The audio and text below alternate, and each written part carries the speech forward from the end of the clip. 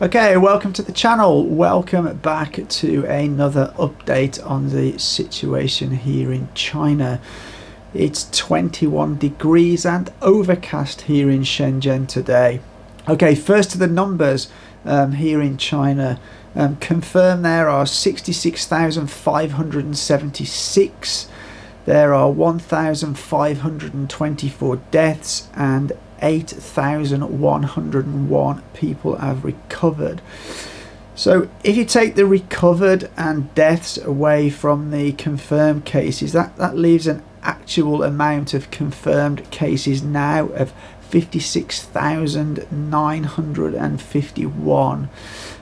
The first number of 66,576, that's the overall number of confirmed cases, excluding the people who've died and the people who've recovered. There's now 4 provinces with more than 1,000 cumulative confirmed cases, and they're Guangdong with 1,294, Henan with 1,212, Zhejiang with 1,162, and now also Hunan with 1,001. And within Guangdong, where I live, the two main cities Shenzhen and Guangzhou have 406 and 335 respectively. However, these two cities are reporting 197 recovered cases. So currently the total active live cases for those two cities is 544. I just want to put that into perspective. You need to remember that those two cities have a combined population of around 25 million. So actually 544 as a ratio of the population is actually really quite small.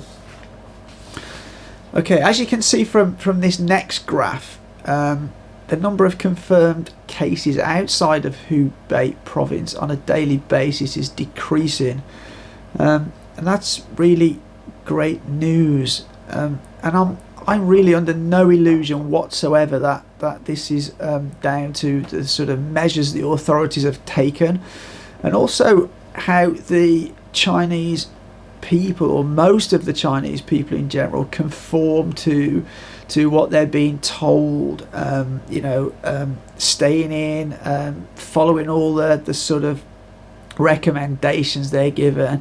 They're being patient and understanding of the whole situation. So I'm really in no doubt that if the Chinese people didn't do that, the situation would be much worse in many provinces around China. Okay, so on to global figures. There are 519 confirmed cases. There are now 2 deaths and 66 recoveries. As of today, there are 9 new cases in Singapore, 2 in Japan, 1 in Canada, and 1 in Egypt. And the case in Egypt, it's the first case reported on the African continent. Okay, now I've done the numbers, let's move on to the other news that I have. So, following the arrival of new chief officials in Wuhan, what happened, a number of the officials were fired, were sacked in Wuhan, and the central government has appointed some new top-level officials there to get things a bit more organised and oversee operations. Well, they held a press conference today, and these are a number of things that were announced at the press conference. So the opening of 9 new medical shelters to accommodate patients with mild symptoms as well as people with suspected infections. It was announced that 217 medical teams have been sent across all provinces, and that more than 25,000 medical professionals have been sent to Hubei province alone. There are in addition 181 medical teams of army doctors in Wuhan and a further 39 military medical teams in other cities within Hubei province. So a massive amount of medical expertise and resources has been deployed to that area. They also announced that more stadiums would be made into makeshift hospitals, and so that more patients could be treated. Currently, in the medical shelters, they have 6,909 beds, of which 5,606 are being used. And what they've decided is patients with mild symptoms will be moved from some of the hospitals into those shelters in order to free up more beds for the sort of more ill, the seriously and critically ill patients to be treated in the hospitals. And they've said continuing evaluation of severe patients was ongoing in order to develop better treatment plans for them. There's approximately 5,000 hospital beds for patients in serious condition. And they also said that the discharge rate of patients is currently exceeding 30%. They also said around half of the cases that they're treating are being treated with traditional Chinese medicines. So as of today, a total of 2,420 new cases were reported in Hubei. 1,138 were confirmed through clinical diagnosis, and a further 1,282 were confirmed through the test kits. So there were 3 more reported cases in Hong Kong on Friday, bringing the total now there to 56. And it's also emerged that a number of people are not sticking to their mandatory 14-day quarantine. And it's said that 8 Hong Kong residents have failed to comply. If you violate the quarantine, you can face a fine of up to 10,000 Hong Kong dollars and or 6 months in prison.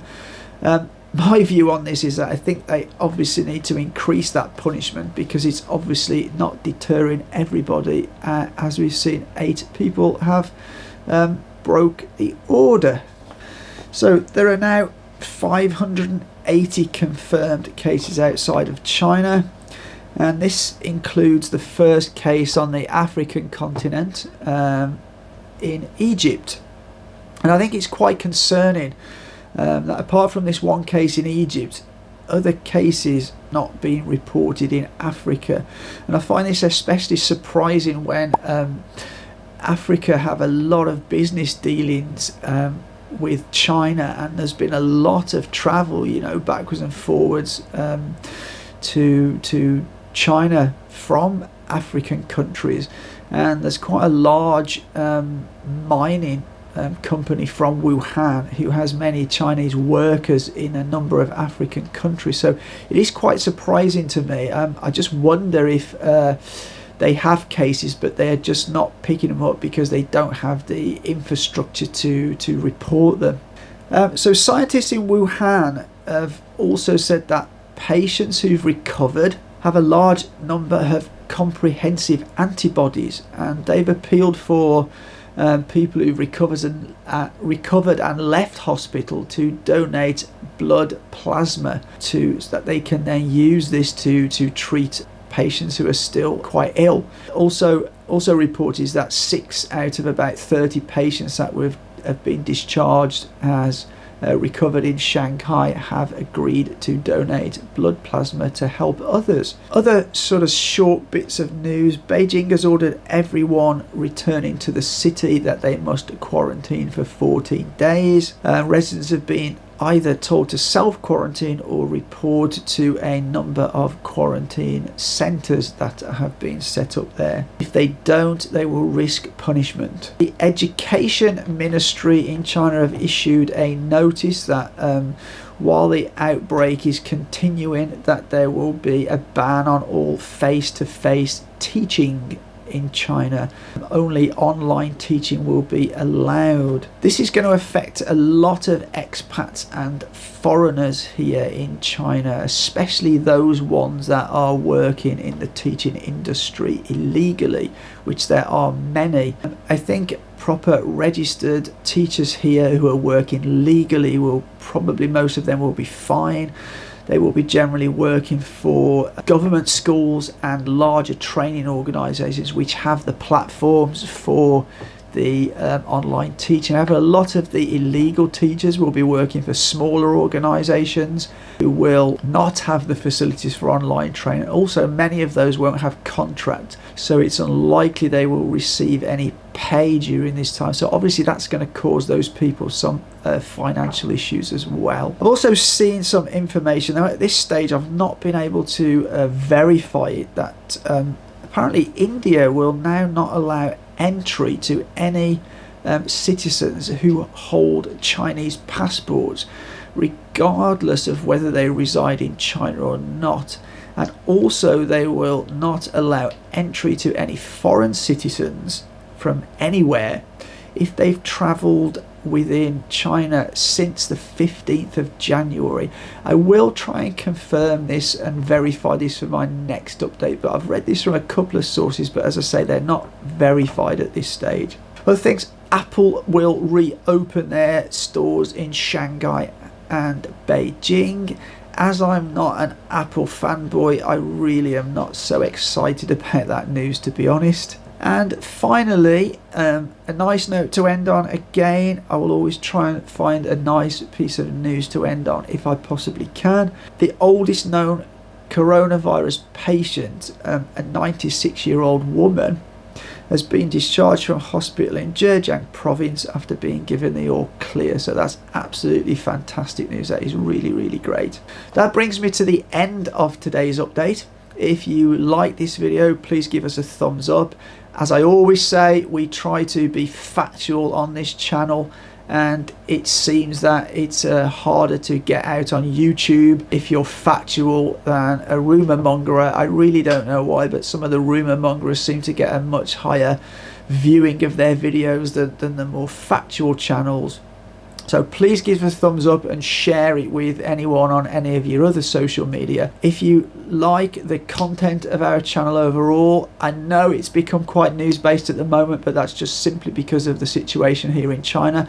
Please consider hitting that subscribe button. And if you really, really like us and want to know as soon as we got a new video up, whack those bells. But for now, as always, till next time, take care.